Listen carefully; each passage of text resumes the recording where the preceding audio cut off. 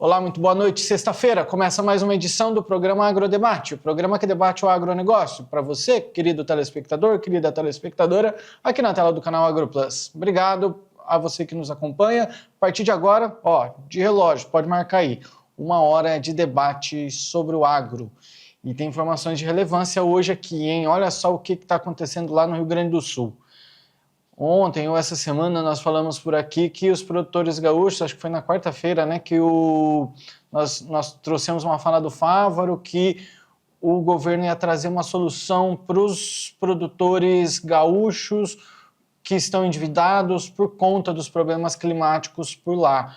Pois bem, o Fávaro tinha falado que até na sexta-feira ia trazer uma medida e, de fato, trouxeram essa medida que chegou no final da tarde de ontem, o que já deu tempo para produtores gaúchos se revoltarem, porque, segundo eles, as medidas elas não representam, de fato, uma melhora para o produtor gaúcho. O produtor ficou decepcionado, frustrado com as informações que estão aí dentro de uma resolução do Conselho Monetário Nacional e que autorizou instituições financeiras a renegociar operações de crédito rural dos afetados. A gente vai entrar mais detalhes sobre isso, já que manifestações pelo estado inteiro já foram registradas, ao menos 10 pontos de bloqueio em rodovias pelo estado do Rio Grande do Sul e, segundo dados aí de expectativas, é um número de aproximadamente 98 municípios que devem realizar manifestações contra essa decisão dessa resolução do Conselho Monetário Nacional. Vamos falar sobre isso já já. A gente fala hoje também sobre o crescimento do PIB nacional, pelo menos dos números relacionados aos 3 primeiros meses desse ano. O crescimento, segundo o IBGE, é de 1,4% nesse primeiro trimestre, quando os números relacionados com os 3 últimos meses de 2024. E, detalhe, esse crescimento de 1,4% nesse primeiro trimestre do ano foi puxado por quem? Pelo agronegócio, que contribui e muito para o crescimento dos números brasileiros. A gente fala sobre isso já já também. E o impacto do IOF nas empresas? A gente já falou sobre isso já em outros dias aqui, mas vamos trazer alguns números, já que está no site Infomoney que uma avaliação da XP Investimentos mostra que, preste atenção nesses números, o impacto do IOF nas empresas é de R$20 mil a cada 100 mil dólares movimentados. Ou seja, a cada 100 mil dólares movimentados no exterior, R$20 mil devem ser somente de imposto sobre operações financeiras. Segundo aí dados da XP, essas remessas ao exterior, elas ficaram R$17.700 mais caras a cada 100 mil dólares.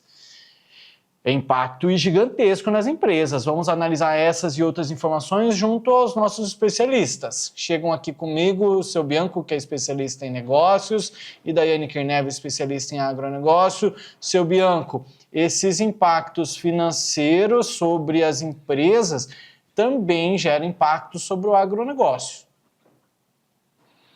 Boa noite, Jossá. Boa noite, doutor Daiane. Boa noite a todos que nos assistem. Esse impacto ele é no agronegócio, é um impacto no consumidor final, todas essas despesas que são criadas, esses recursos financeiros vão direcionados a quem? Ao governo. Porém, alguém tem que pagar a conta, e geralmente é produtor e consumidor. Daiane Kirnev, especialista em negócios. Em agronegócio, a gente fala hoje aqui sobre vários assuntos e tem assuntos de relevância para o produtor rural. O impacto do IOF nas empresas vai tirar muito dinheiro de muita gente. Seja bem-vinda. Boa noite, Jossá. Muito boa noite, Bianca. Boa noite a você, telespectador que nos assiste. Realmente, Jossá, segundo alguns especialistas, essa conta pode chegar a 10 vezes mais, né? Então, é um número muito impactante. quando a gente vê o tamanho das operações. Não é à toa que já tem gente pedindo prazo para o governo ter alguma alternativa para esse valor aumentado. Então, agora que a nossa bancada digital está formada, eu vou fazer o convite ao nosso amigo telespectador. Vamos debater o agronegócio?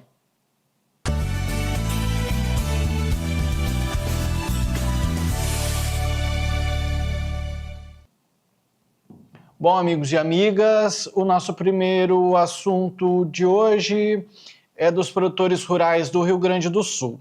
Aquele anúncio tão esperado para amenizar as dívidas dos produtores que tiveram aí suas quebras de safra por conta ou de excesso de chuvas ou de excesso de seca.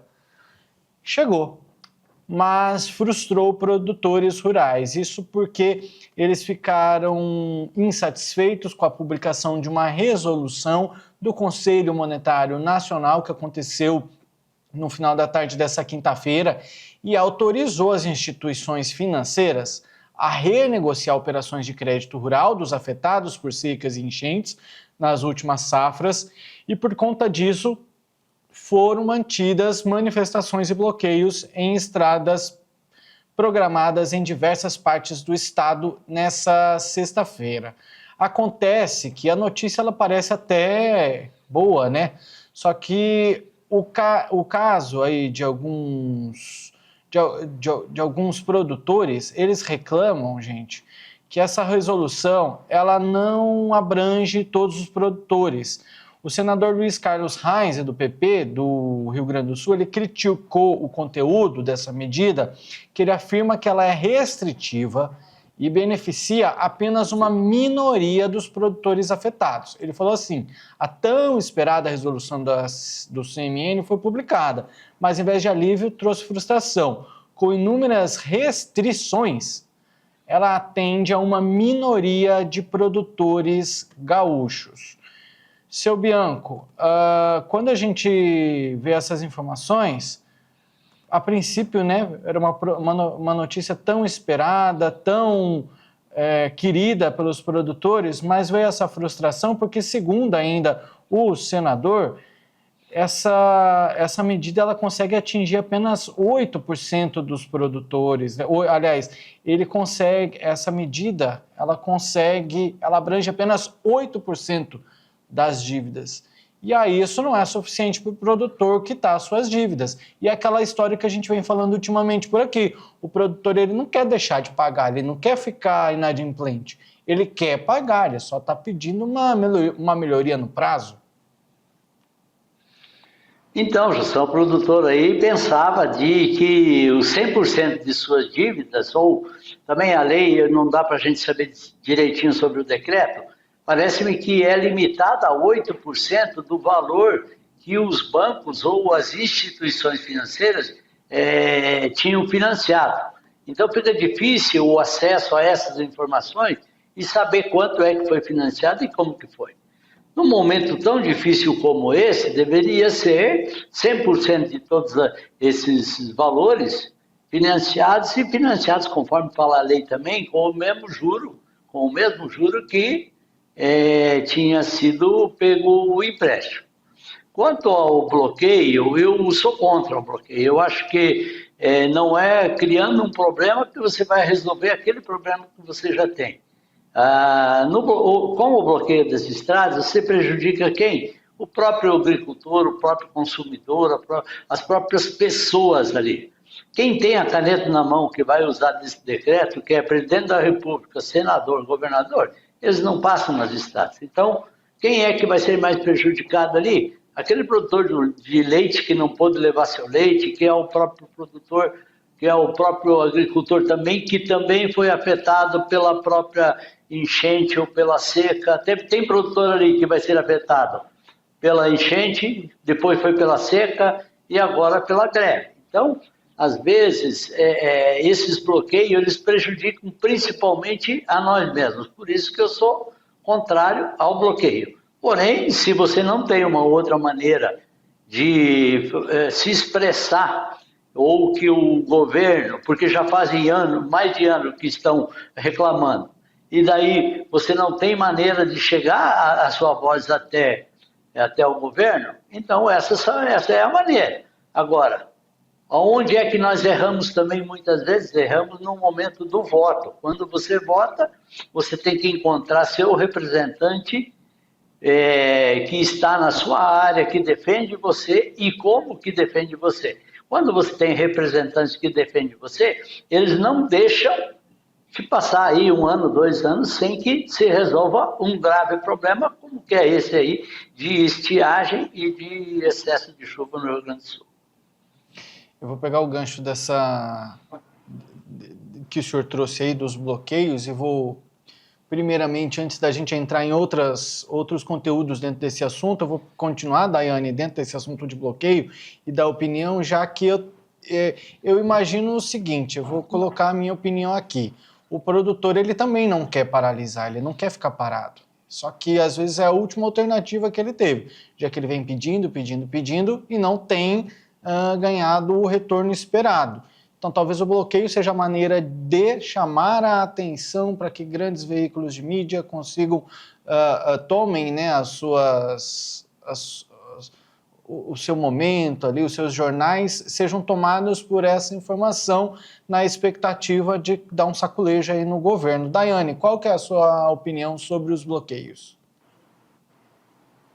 Jussa, eu vou ter que discordar um pouco do Bianco, porque nesse caso eles esperaram 2 anos e nunca resolvia nada. Já foram conversar, ficaram prorrogando, e a única maneira deles chamarem a atenção foi com bloqueio. Eu vejo que eles não tiveram alternativa, foi uma medida extrema. Eu acho que os bloqueios não precisam ser feitos a todo momento, porém era uma situação muito crítica, muito grave, que eles já não tinham o que fazer. Vai prejudicar um pouquinho? Pode ser que prejudique, mas eu acredito que todo o Estado seria beneficiado se tivesse um plano que socorressem a eles, né? Agora o plano veio de uma forma muito aquém eles esperavam, porém, a gente acredita que isso pode ser melhorado, porque já é um começo, né? 8% do montante total é muito pouco. Eu acredito que pelo menos 70% de todo o crédito que foi emprestado deveria retornar para eles na possibilidade de renegociação. Pelo menos 70%. Porque essa resolução que veio, ela não veio com análise, ela não veio com levantamento de custo para saber quanto que o produtor precisa, qual que é a realidade, porque muitas vezes a gente está falando aqui da realidade de produtores que perderam 2 safras inteiras, porque nós tivemos o caso primeiro das enchentes, depois da seca, e agora ainda se fala em chuvas em excesso também, né, novamente. Então a gente está vendo que, para que não vire uma bola de neve, é necessário um estudo, uma formatação real do que está acontecendo para que se resolva esse problema do Rio Grande do Sul. Seu Bianco, só antes de passar a palavra para o senhor de volta, vou trazer uma informação da Polícia Rodoviária Federal, que atualizou a situação às 11h30 da manhã. A gente não tem outros dados depois disso, por conta do horário da gravação aqui do nosso programa, mas a última atualização que nós temos é dessa. Das 11h30 da manhã, a Polícia Rodoviária Federal atualizou a situação com os bloqueios da seguinte forma. Tem bloqueio total em apenas 3 pontos de BRs. É no quilômetro 264 da BR-158, que é em Cruz Alta, e olha só, veículos leves liberados. Na BR-290, em São Gabriel, não está claro o quê. Na BR também 290, em Santa Margarida do Sul, bloqueio total. Tá bom, temos bloqueio total aí, portanto, nesses 3 pontos. Agora, a maioria dos pontos são bloqueio parcial. Sistema pare e siga, paradas de 30 minutos, paradas de 15 minutos, 10 minutos, tem várias, cada local está trabalhando de alguma maneira. Eu acho que é de uma forma a não afetar tão grandemente os produtores, seu Bianco. Eu também comentei que por isso que a gente tem que tomar muito cuidado na hora que a gente vota, né? Porque, justificando isso, o que é que deveria ter sido feito? Nossos representantes, principalmente do Rio Grande do Sul, terem cobrado isso insistentemente. sem ter ficado aí 2 anos esperando, sem que se vá ao extremo de se fazer essa greve ou esse bloqueio das estradas. Então, por isso que nós devemos pensar muito bem na hora que nós escolhemos nossos representantes, para que eles sejam a nossa voz, sem que deixe chegar, passar um tanto tempo quanto se passou aí, ou mesmo deixar que se crie uma lei ou um decreto que só vai beneficiar só 8% de um recurso que o governo deveria dispor no mesmo momento em que que houve tanto o excesso de chuva quanto a falta da chuva. Vamos lá, então, agora as informações mais específicas em relação a essa medida que foi publicada pelo Conselho Monetário Nacional, que se estende às contratações do Programa Nacional de Apoio ao Médio Produtor Rural, o PRONAMP, e aos demais agricultores olha só as informações, e aos demais agricultores para até 100% do saldo da operação de custeio devida no ano, com chance de prorrogação por 3 anos. E aí vem o órgão falando o seguinte: esta negociação fica limitada a 8% do saldo das parcelas das operações de custeio contratadas com equalização de encargos financeiros pelo TN. O TN seria... Alguém sabe me dizer ou não? Eu não sei do que se trata o TN aqui. Tem TN em cada instituição financeira previstas para vencimento no ano. Então, reformulando, esta renegociação fica limitada a 8% do saldo das parcelas nas operações de custeio contratadas com equalização de encargos financeiros pelo TN em cada instituição financeira previstas para vencimento no ano. Vou ter que pedir ajuda. Será que o seu Bianco consegue nos ajudar a interpretar isso? Porque fica até complicado, né? São muitos termos. Seu Bianco, fica claro para o senhor essa informação ou não?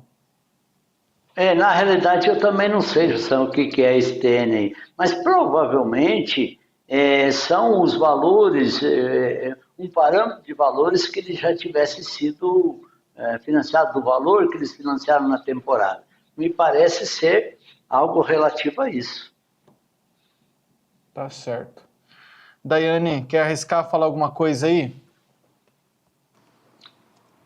Jussa, não sei o que significa TN. Provavelmente algum termo com relação aos encargos, né? Que vão ser reduzidos, que eram para ser reduzidos desses custeios. Porque ali na matéria eles falam que serão reduzidos, né, os encargos. E pode falar, isso. Eu fiz uma pesquisa aqui agora, ó, eu sempre recorrendo ao Google aí, ChatGPT, né, que ultimamente tem nos ajudado muito. Eu acho que se trata, na verdade, de Tesouro Nacional, viu? Porque eu pesquisei o que é TN na economia. E tem aqui as informações. O Conselho Monetário Nacional, CMN, autorizou após solicitação, Banco Central ao Tesouro Nacional. Tesouro Nacional. Uhum.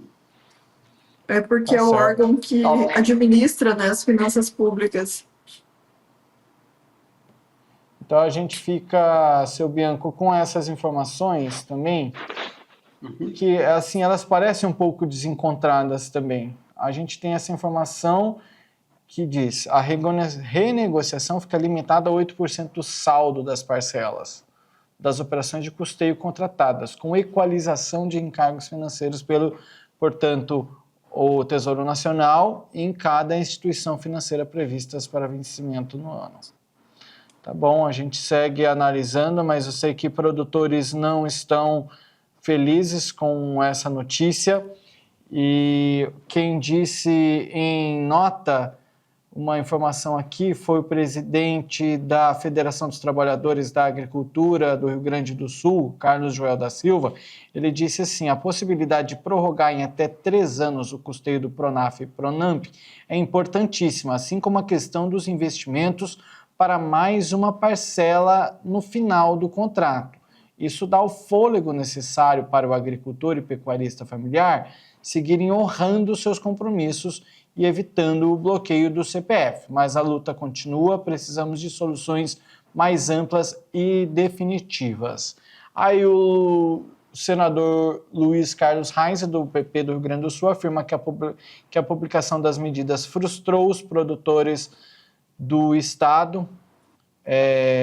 Em vez de alívio, trouxe frustração. Longe de oferecer esperança, a medida escancara o descaso de um governo que ainda não compreendeu a importância do campo para o Brasil. Essas são as informações até o momento. A gente segue analisando esses dados, essas informações. No final de semana, mais desdobramentos, mas já está muito claro que eles não vão descansar enquanto não tiver uma medida que de fato seja, que ajude de fato o produtor rural, seu Bianco.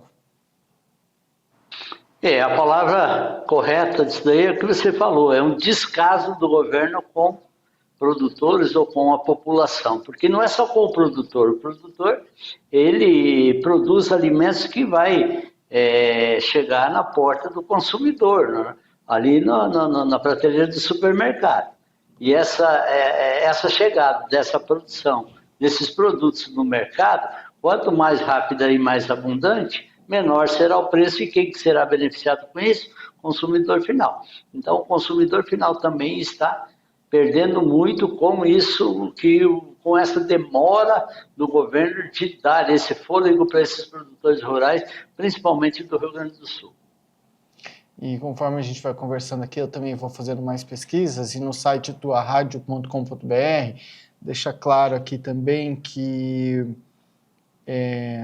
o texto autoriza nessa prorrogação de 3 anos da dívida para o custeio no programa do Pronaf e do Pronamp, com um limite de R$90 mil por produtor. É isso mesmo, as porcentagens que a gente fala ali, né? Então, com um limite de R$90 mil, daí resolve parte do problema, né, Daiane?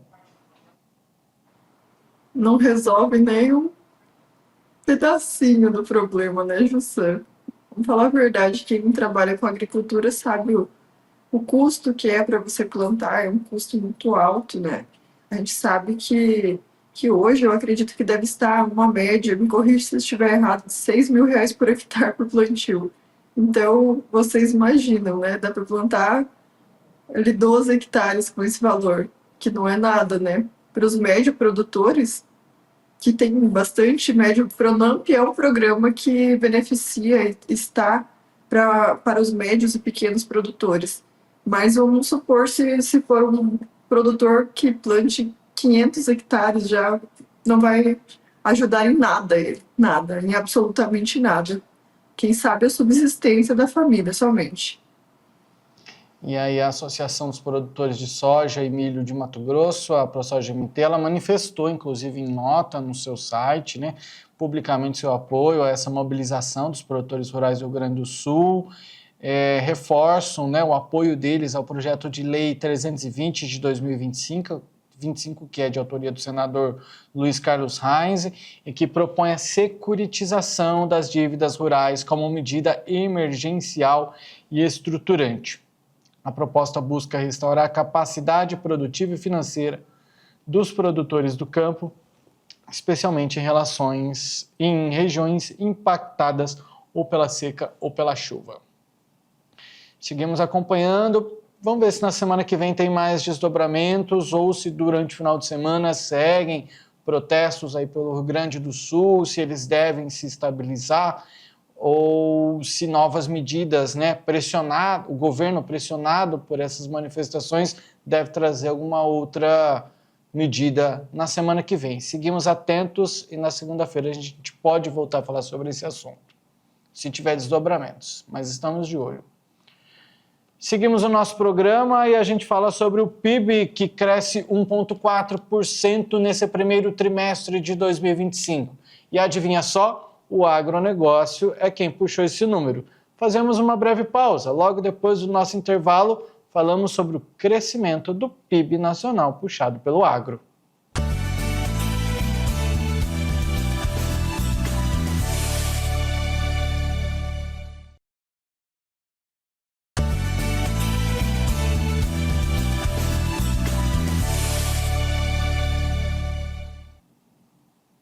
O Agrodebate dessa sexta-feira está de volta. Obrigado pela sua companhia que continua conosco, ou você que chega agora para acompanhar as principais informações do agronegócio aí nessa sexta-feira. Bom, hoje foi divulgado pelo IBGE, né, que a economia brasileira cresceu acima de 1%, 1,4% nesse primeiro trimestre. E a boa notícia para você que gosta de acompanhar o Agrodebate aqui no AgroPlus é que o agronegócio é que sustentou esse desempenho, né, mais forte aí, do PIB. E isso já é por 2 anos, viu? E inicia com força. Esse ano, esse primeiro trimestre aí com crescimento de 1,4%, vale lembrar que esse crescimento ele está relacionado, ele está comparado com os 3 últimos meses de 2024.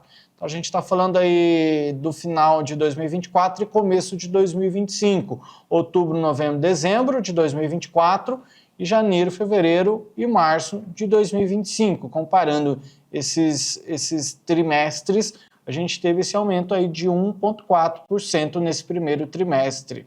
Bom, segundo dados do IBGE, né, esse resultado ficou inclusive muito parecido com o que a Reuters, que foi quem divulgou essa informação, projetou. E aí a gente tem várias informações para desdobrar a respeito desse assunto e também para ficar feliz. Então é por isso que eu trago de volta por aqui seu Bianco, que é especialista em negócios, e Daiane Kirnev, que é especialista em agronegócio, meus amigos, porque a agropecuária ela teve um peso gigantesco na economia, né? Ela tem 6,5% da economia como principal responsável pela atividade econômica nos 3 primeiros meses do ano. Eu pedi até para a inteligência artificial, para criar a partir desses dados, um gráfico para que a gente pudesse entender um pouco melhor e visualizar melhor como é que como é que ficaram esses números. Aí o Paulo coloca para a gente na tela, então, portanto, a gente tem a agropecuária aí, ó, com peso de cerca de 6,5% na economia como principal responsável pela expansão da atividade econômica nesses 3 primeiros meses do ano, com crescimento de 12,2%. Olha lá, crescimento de 12,2% em relação aos 3 últimos meses do ano passado. Olha os serviços e, deixa eu enxergar melhor por aqui, e a indústria. A indústria, inclusive, recuou, viu? Foi um recuo de 0,1%. Serviços teve aí um crescimento bem singelo. Daiane, não é novidade, pelo menos para nós aqui, não sei se para o nosso telespectador, que o agronegócio tem esse peso gigantesco aí na economia brasileira. É verdade, Jussan. Essa informação, ela não é novidade, já fazem alguns anos que o agronegócio tem mantido o PIB brasileiro, inclusive corresponde a aproximadamente 25% de todo o PIB nacional. É um número muito significativo, né? E quando a gente traz essas informações, que a agropecuária, que também é um setor do agronegócio, tem se desenvolvido mais, é muito importante, porque o setor agropecuário já passou por maus lençóis, né? Literalmente, a gente via que existia um desestímulo ao setor agropecuário e agora a gente vê que esse setor ele tem crescido muito, inclusive eles foram responsáveis por grande parte desse crescimento nesse terceiro trimestre, né?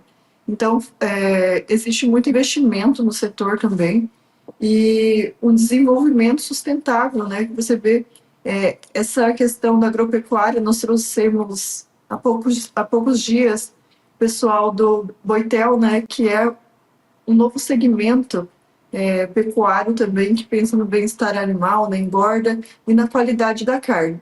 E quando a gente traz esses melhoramentos nos setores, a gente vê que o setor está crescendo. Porque quando é investido e é melhorado, é porque o setor ele tem um retorno para poder investir, né? E quando a gente vê esse tipo de situação, eu fico muito feliz, porque assim eles podem dar continuidade, né? O que a gente não gosta é quando o setor não tem lucro e daí vai se desestimulando. As pessoas às vezes pensam, mas só quer ganhar dinheiro, que a gente fala só em lucro. Claro, a gente precisa de lucro para sobreviver, para tocar nosso negócio, para reinvestir. Afinal de contas, muitas vezes nós temos um patrimônio lá empenhado.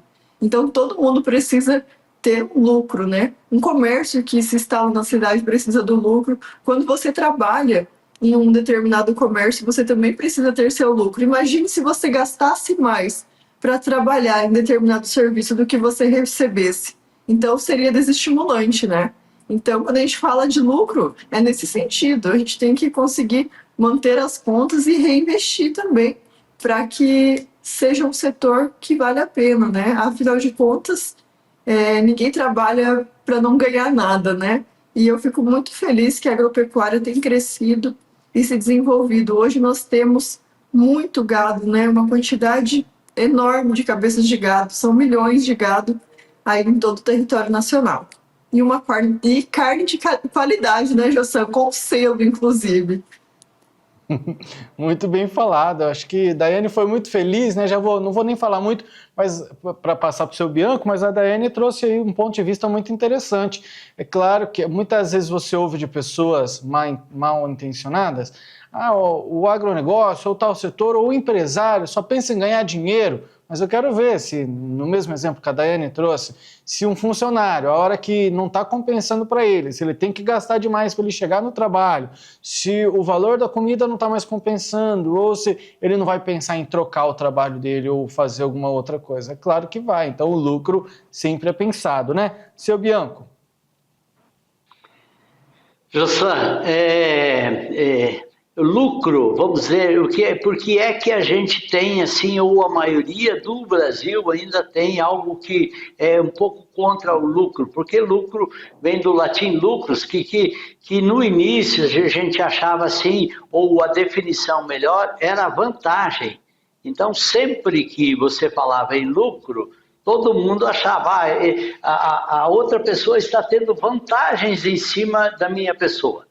E, na realidade, não é isso. O lucro é uma parte, um dos pilares, como ontem nosso entrevistado da professora falou, um dos pilares que existe e que se tem a necessidade de que, para a sobrevivência da atividade. Se você não tiver o lucro, se a empresa não tiver o lucro, a empresa vai à falência e automaticamente o próprio colaborador também perderá o seu, entre aspas, lucro, que é o provento do seu salário.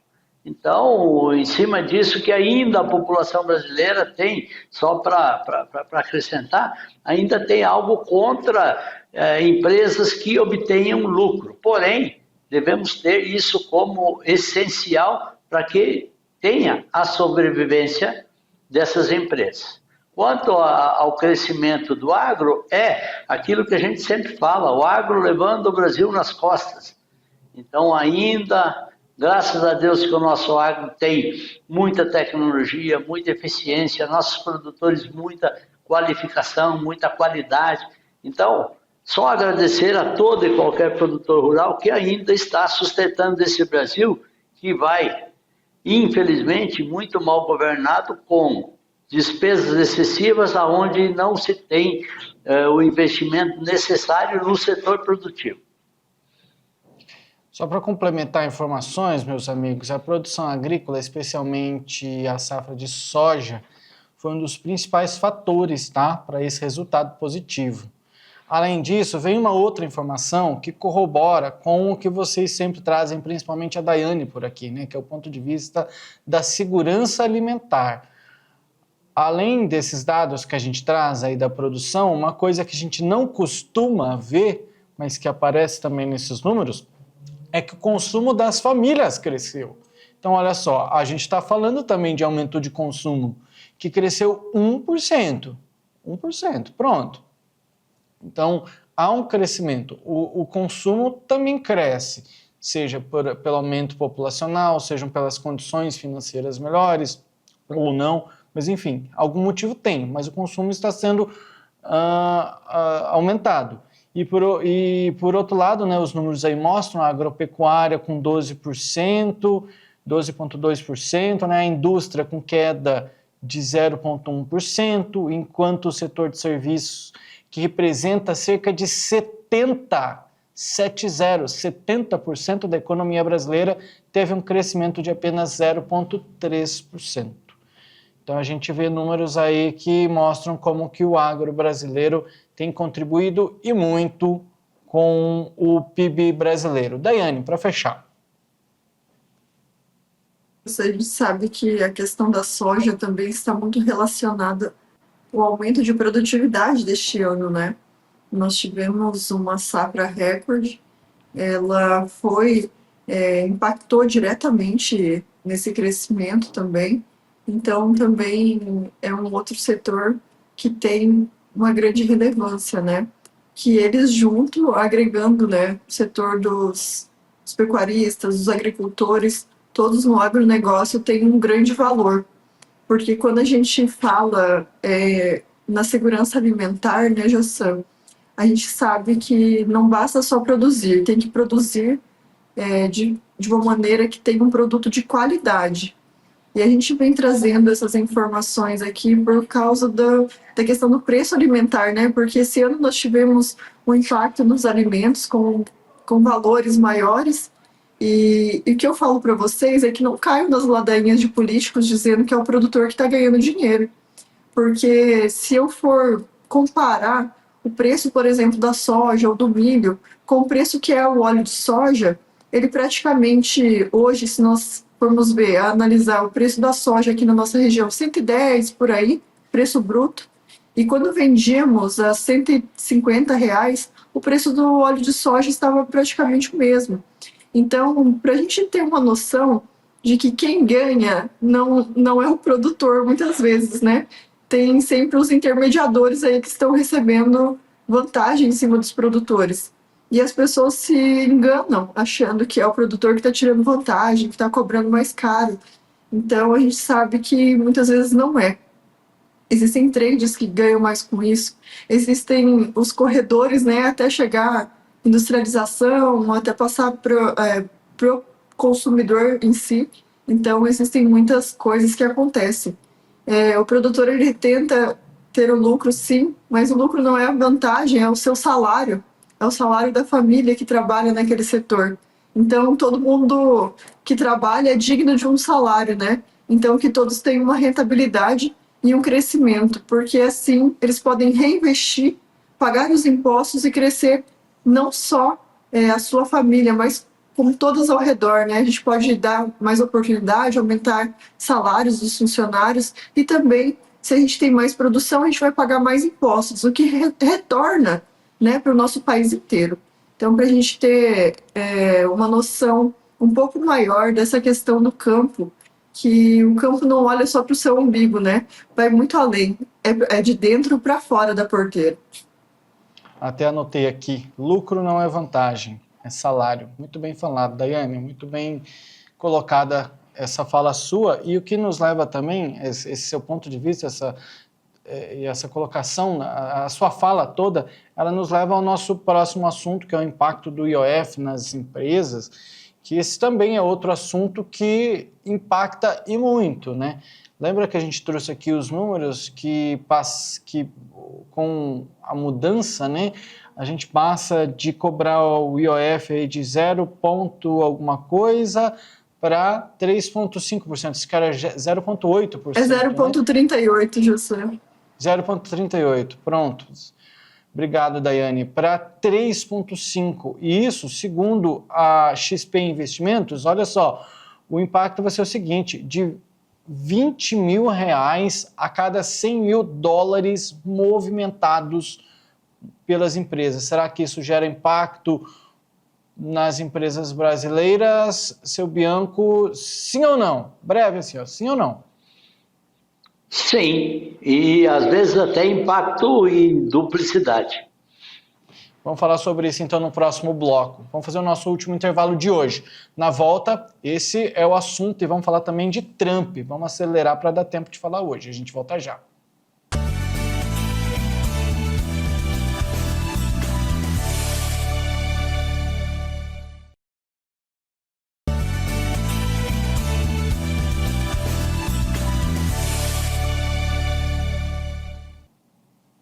O Agrodebate dessa sexta-feira, sextou, está de volta, dia 30 de maio de 2025, último dia útil de maio. Vamos lá, então, a nossa próxima notícia gira em torno de impacto de impostos.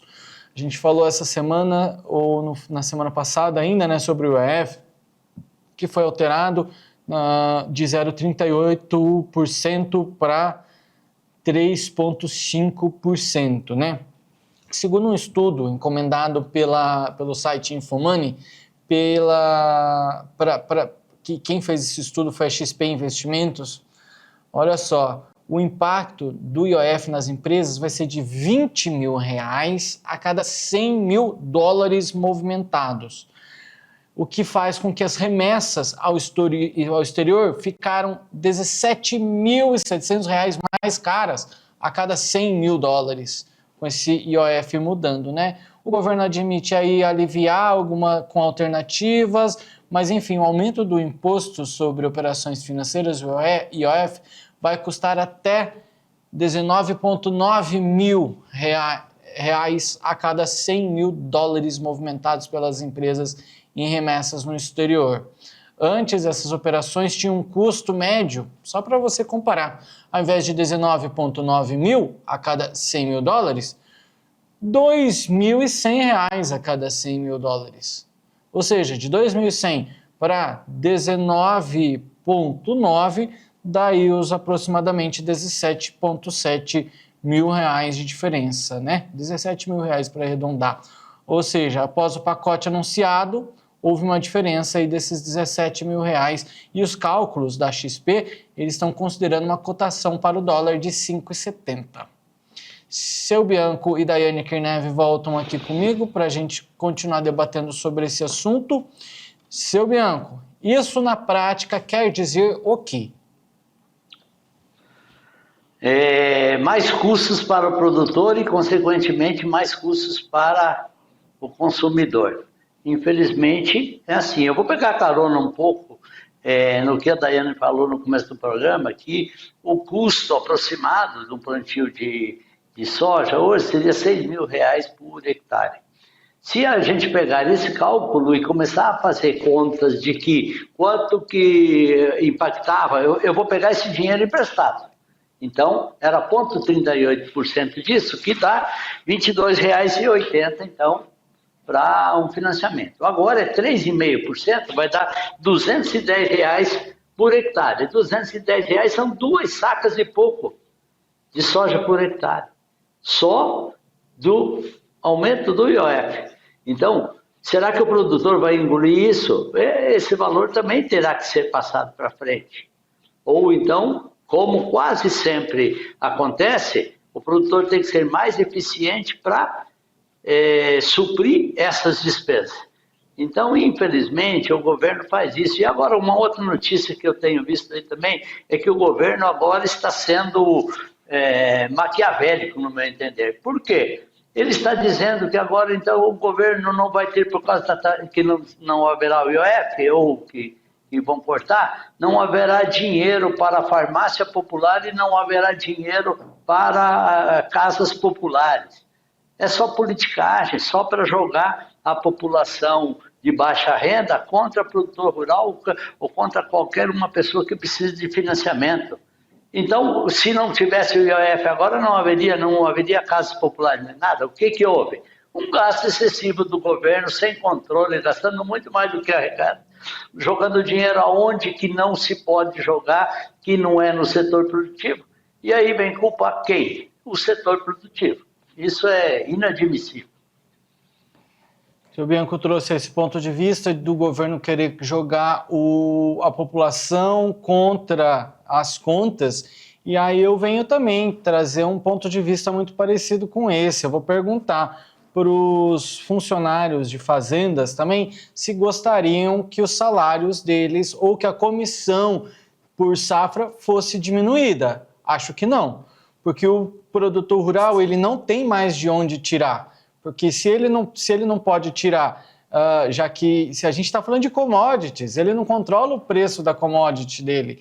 Então ele não pode se dar o luxo de precificar a soja ou o milho. Ele tem que enxugar. Essa despesa nova que vai aumentar, ele precisa enxugar de algum lugar. E aí, de onde será enxugado, né, Daiane? Jussa, muito bem falado por você e pelo Bianco. O IOF é um imposto sobre operações financeiras. Vamos lá, operação financeira é quando a gente faz um empréstimo, ou seja, se você está fazendo um empréstimo é porque você não tem aquele dinheiro, você está precisando. E aumentar essa porcentagem de 0,38% para 3,5% é um absurdo. Você está subindo ali várias vezes. Isso compromete demais os negócios. E a gente não está falando só de empréstimo, a gente está falando de custeio, de plano safra. Quando a gente vai falar de um plano safra, né, em que eu vou tomar ali recursos para produzir, é o que o Bianco falou. De R$22 vai para R$200 por hectare. Essa conta é por hectare. Imagine o tanto, né, que isso encarece e inviabiliza, às vezes, um negócio. Porque a gente já tem visto produtores que estão já desesperados, porque problemas financeiros a todo momento, os juros aumentando. Então, vai reduzindo tanto ao ponto de deixar inviável o negócio do médio e do pequeno. E isso que eu estou falando, eu falo com propriedade, de pessoas que me procuraram, porque nós conversamos com muitos produtores também que estão passando pela mesma dificuldade. Toda hora vem em cima do produtor rural. E falando fora, né, da nossa bolha, o IOF também reflete em seguros, reflete em financiamentos das casas. Então, por exemplo, se você vai pegar um financiamento, eu não sei se já aconteceu com vocês, mas às vezes você vai pegar lá um empréstimo de R$50 mil, você tem que pegar 53 para cobrir o IOF. Agora você vai ter que pegar 60 para você conseguir receber os 50, mas você vai dever os 60, porque tem o IOF ali embutido. Nos empréstimos, nas casas, nos seguros, tudo está incluído o IOF. E qual que é a desculpa do nosso governo?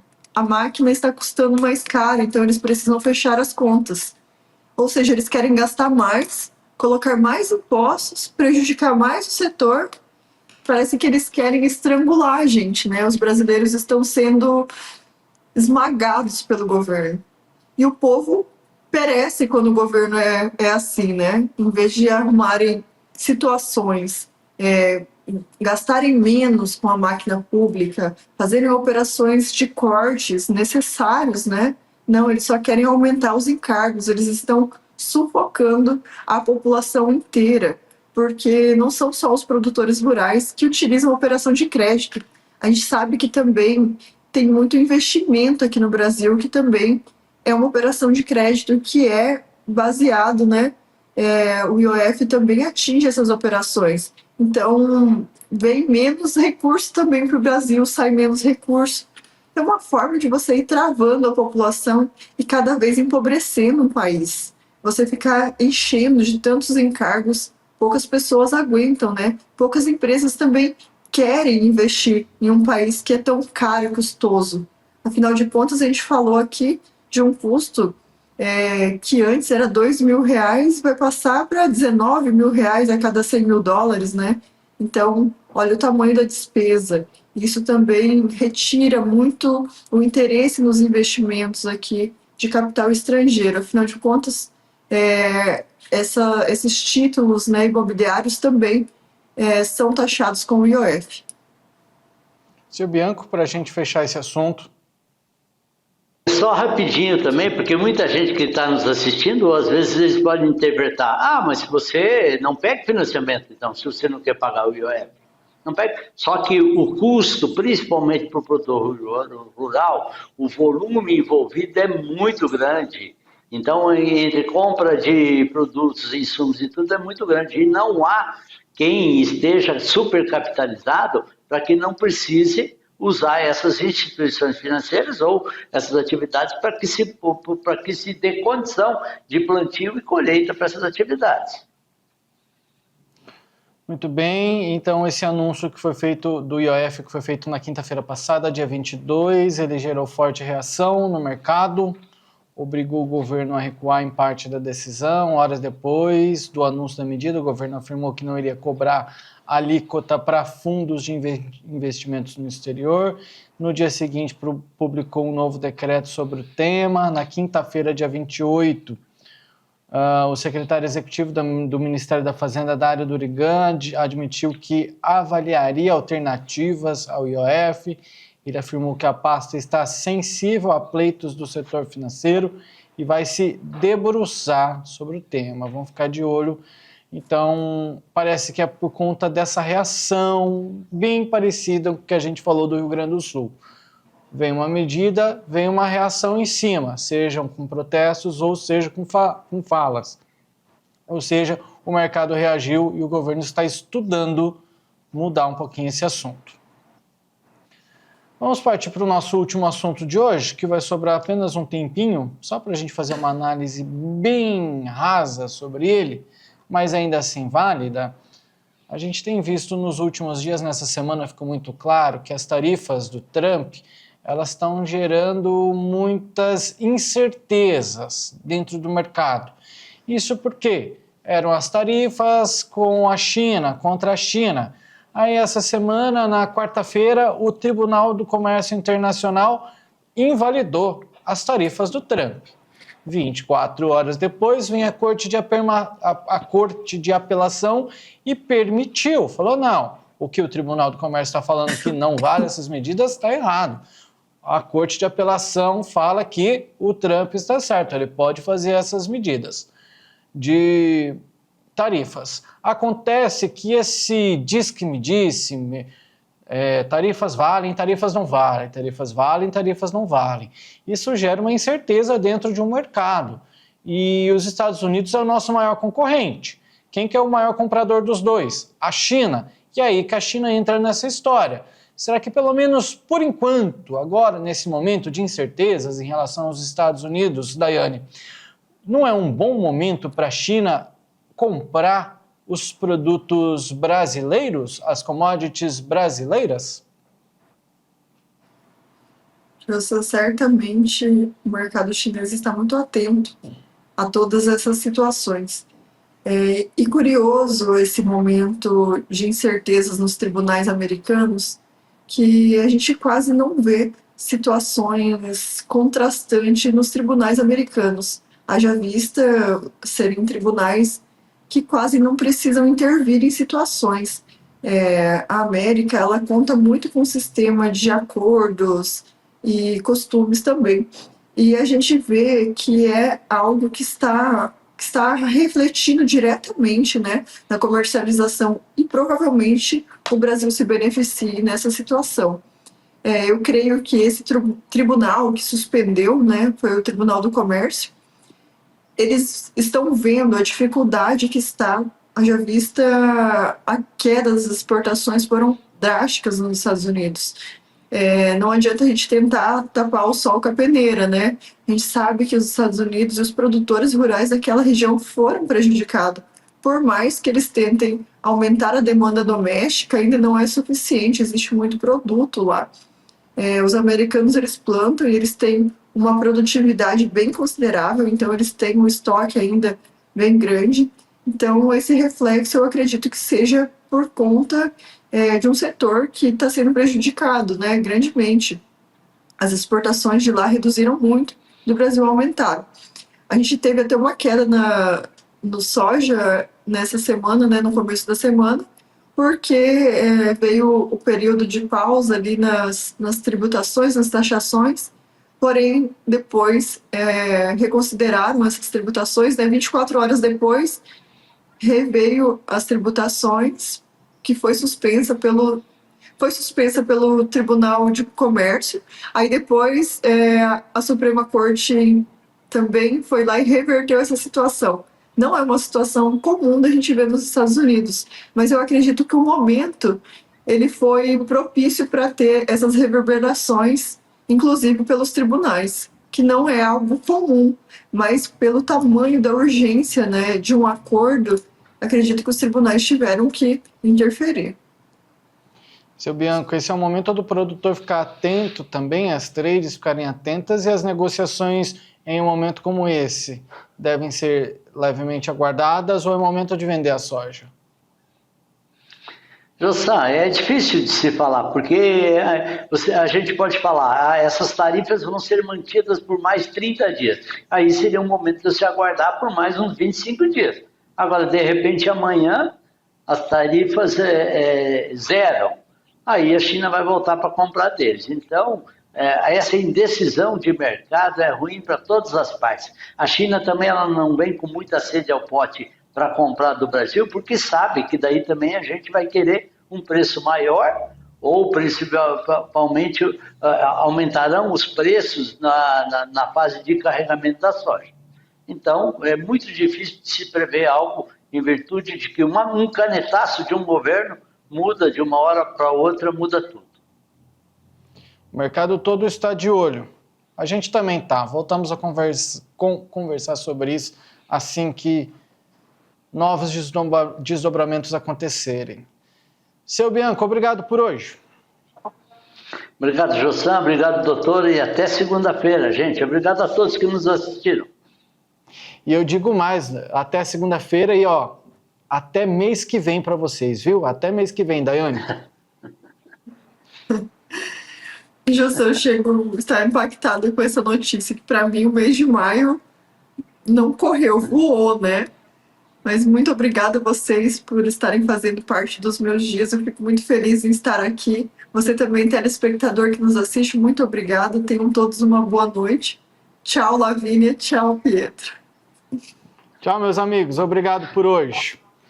Telespectadores, segunda-feira que vem, então, portanto, já é dia 2 de junho. Vamos vir de festa junina por aqui, hein?